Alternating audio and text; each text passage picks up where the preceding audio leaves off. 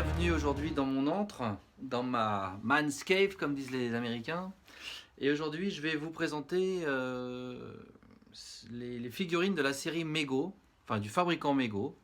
Donc Mego c'était une société qui fabriquait des jouets dans les années 70 principalement, même s'ils ont commencé bien avant. Et donc ce sont les premiers à avoir fait des figurines de super-héros. Voilà, donc là vous voyez Spider-Man. Alors la taille c'est 8 inches, c'est-à-dire 20 cm. Voilà, donc Spider-Man par exemple, dans une carte, enfin sous blister, vous voyez vraiment nickel.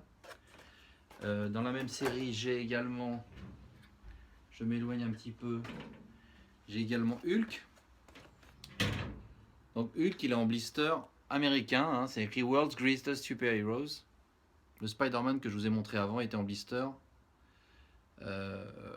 français. Donc c'est des articulations assez grossières, il n'y en a pas beaucoup. Les vêtements sont souvent en tissu. Les corps étaient parfois réutilisés pour plusieurs figurines, bon pas Hulk bien évidemment. Et ils ont sorti comme ça. Alors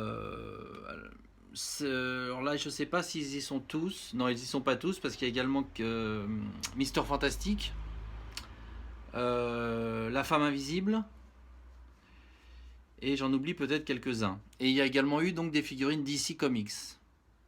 Batman, Superman et d'autres. Donc je vais continuer à vous montrer celles que je possède. Et après vous verrez un petit résumé en images un peu de l'histoire de Mego. Donc là vous avez Mister Fantastic. En blister français, le problème c'est le visage qui souvent devient un peu gris sur ce personnage et sur également la femme invisible. Je possède également la torche. Voilà, blister français également. Vous voyez le visage, non celui-là ça va. Voilà, donc la torche humaine. Les plus rares étant Conan, Iron Man, Thor, le Faucon aussi. C'est plus facile de trouver ceux que je possède en fait. Joker aussi est assez difficile. C'est des figurines aujourd'hui qui valent entre 200 et 300 euros pour les plus courantes. Et ça peut monter, je pense, à plusieurs milliers d'euros pour les très rares quand elles sont sous blister. Vous les trouvez en loose. En loose à des prix beaucoup plus raisonnables bien évidemment. Mais c'est difficile d'avoir tous les accessoires quand c'est en loose, comme bien souvent avec le loose. Voilà. Bah écoutez, je vous laisse maintenant avec la suite de la vidéo qui va vous présenter un peu plus en détail l'histoire de cette société.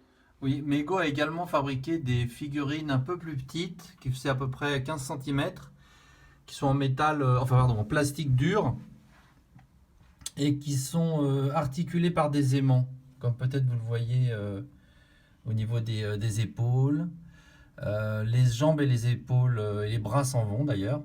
Ils ont sorti uniquement 4 personnages dans cette série, je les ai tous. Je les ai pas en boîte malheureusement, mais je suis très content de ces 4 pièces qui sont toutes en super état. Bon, le Wolverine il est beaucoup plus récent, ça n'a rien à voir, mais ça m'avait amusé parce que c'est un peu le même principe avec des jointures en métal aimantées comme ça. Voilà. Et donc ça également, ça date des années 70. C'est assez rare. Et pour ceux qui connaissent, c'est un peu le principe des Micronauts, puisque Mego avait également la licence Micronauts. J'en ai un d'ailleurs que je vais vous montrer.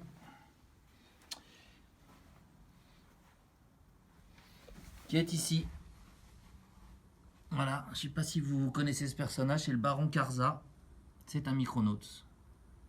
Voilà. Produit par Mego. Bon, Mego, c'est une société qui s'est créée dans les années 50, en 1954 exactement, et qui à l'origine fabriquait plutôt des jouets bon marché assez bas de gamme. Dans les années 70, ils se sont mis à acquérir des licences, notamment la licence de Tarzan, le Magicien d'Oz, La Planète des Singes, Star Trek, et par la suite, ils développèrent une gamme de figurines de super-héros, DC Comics et Marvel. Là, vous avez un exemple de différents personnages qu'ils purent produire. Il y avait environ 17 ou 18 personnages d'ici et je crois une quinzaine de personnages Marvel. Vous voyez des blisters un peu de tous les pays. Là, c'est l'anglais. Là, c'est un blister. Après, ça va être un blister, je crois, français. Vous avez également un blister japonais. Ça, c'est pas celui-là. Ça doit être le suivant. Vous avez un blister japonais, voilà, qui est très rare. Les figurines les plus rares sont Iron Man, Thor, Conan. Chez Marvel, chez DC, je sais moins. Ça, c'est les blisters Krej, qui sont très rares, qui était un nom enfin, une chaîne de grands magasins américaine. Là, vous avez un playset Batman assez sympa, où il y avait pas mal d'accessoires.